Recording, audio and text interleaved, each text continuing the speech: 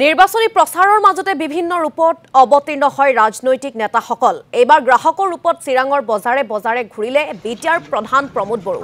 জয়ন্ত বসুমতাৰীৰ হৈ প্ৰচাৰ চলাই থকাৰ মাজতে থলুৱা শাক-পাচলি ক্ৰয় কৰি সামগ্ৰীৰ দামৰো বুজ ললে UPPL মুৰব্বীগৰাকীয়ে।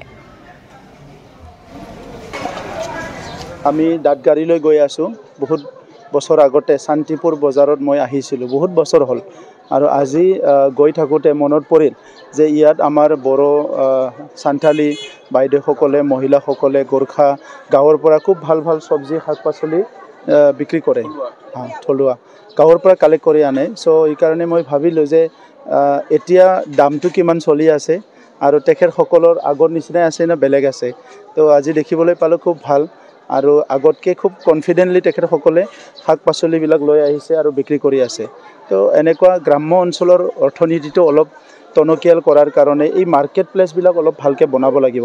সেইকাৰণে যোৱাবাৰ আমি সিদ্ধান্ত লৈছিলোঁ 40টা সমষ্টিত 40টা মহিলা মাৰ্কেট বনাম আৰু এই মাৰ্কেট ছেটটো অলৰেডি হৈয়ে আছে। ইয়াত এটা পাৰ্টটো মহিলাৰ কাৰণে টয়লেট আৰু অলপ মানে ভাল ব্যৱস্থা কৰি দিলে আমাৰ বাইদেউসকলে খুব ধুনীয়াকৈ ইয়াতে মাৰ্কেটটো কৰিব পাৰে। কি কিনিলে? বহুত কিনিলোঁ, চব্জি কিনিলোঁ, শাক কিনিলোঁ, আমাৰ শুকান নিচলা মাছ কিনিলোঁ, সৰু সৰু